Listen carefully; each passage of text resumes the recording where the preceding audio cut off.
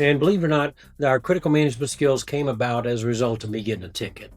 It was a speeding ticket. I was going with the flow of the traffic, and sure enough, I was the one that got pulled over. Police officer says, "Do you understand why I pulled you over, sir?" And I says, "No, sir, I have no idea." And he says, "It's because you were speeding." I says, "But I was just going with the flow of the traffic." And he says, "Do you ever go fishing?" I says, "Yeah, I fish every once in a while." And he says, "Do you try and catch all the fish? Or you just try and catch one?" And I said, "With all due respect, sir, that's a lousy analogy." I got my ticket and I showed up on my day in court and I was dressed for success, got my suit and tie, I got sat down with the DA and he was sitting with me to see if I was interested in taking a plea bargain for a lesser charge. So I explained to him, I said, "I will pay any fine you want me to pay.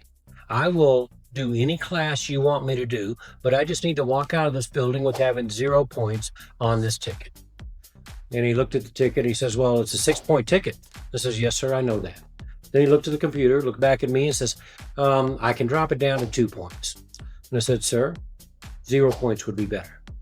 He looked back at his computer and then looked at me again. He says, "I tell you what, if you pay a $300 fine and you take a 2-day defensive driving course, I will put it down to 0." And I said, "Consider it done." We shook hands and it was a done deal.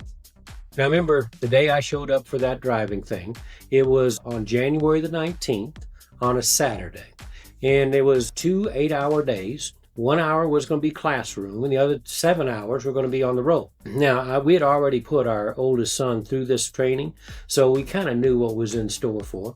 But I got to tell you, as the day unfolded, I was totally impressed with the information that was shared and how it was disseminated as well, because I understood the similarities that the instructor was using to get across his systems and processes, because it was much like what we do in the martial arts school with our systems and processes.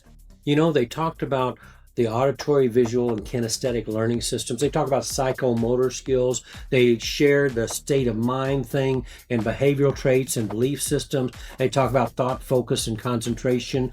And they talked about how learning and applying what's called calm assertiveness. From a martial arts school owner's perspective, I got to tell you, we are always looking for systems that are different than ours that we can apply, enhance, and take from. There's a couple of great concepts that came out of this training that I still remember to this day.